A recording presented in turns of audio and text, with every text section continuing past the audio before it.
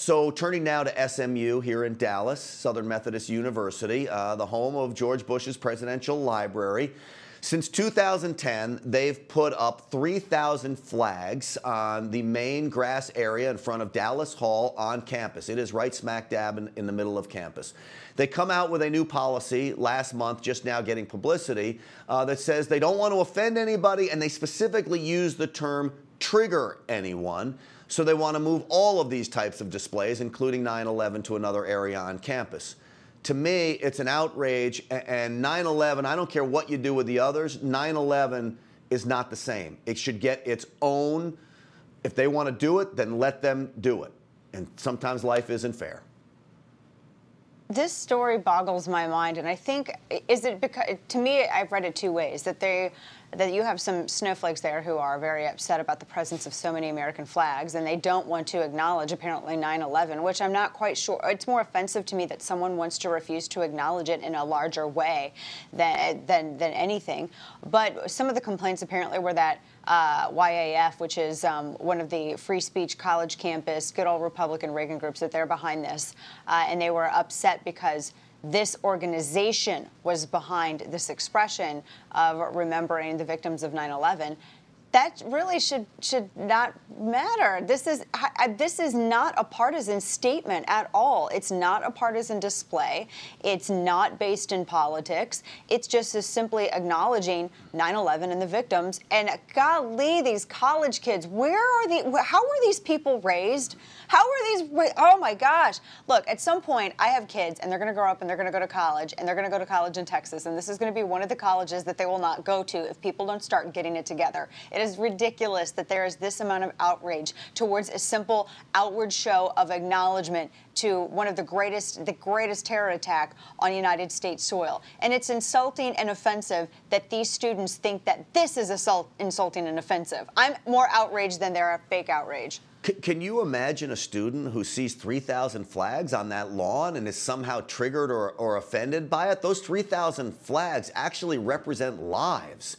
And I think it's important we remember, and the longer we go now, it's going to be 16 years, the longer we go, there's going to be kids going to college at SMU that weren't even around when September 11th happened. And this memory is important, and I think they should put it back. Greg Abbott, the governor of Texas, had urged Gerald Turner, the president of SMU, to reverse his decision to move this.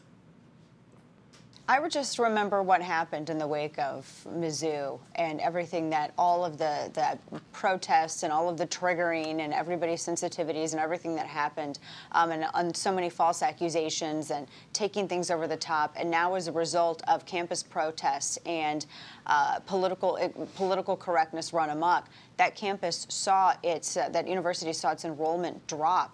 And they had to shut down a number of student housing because they just simply didn't have anyone enrolling and not enough students to fill it.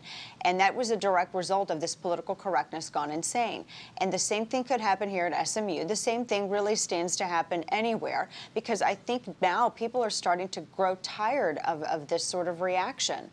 Let me tell you something. If this starts to happen at a university like SMU in the heart of Dallas, I can only imagine what's going to start happening around the rest of the country, and we're seeing it play out every day. It's sad. The political, we talk about political correctness.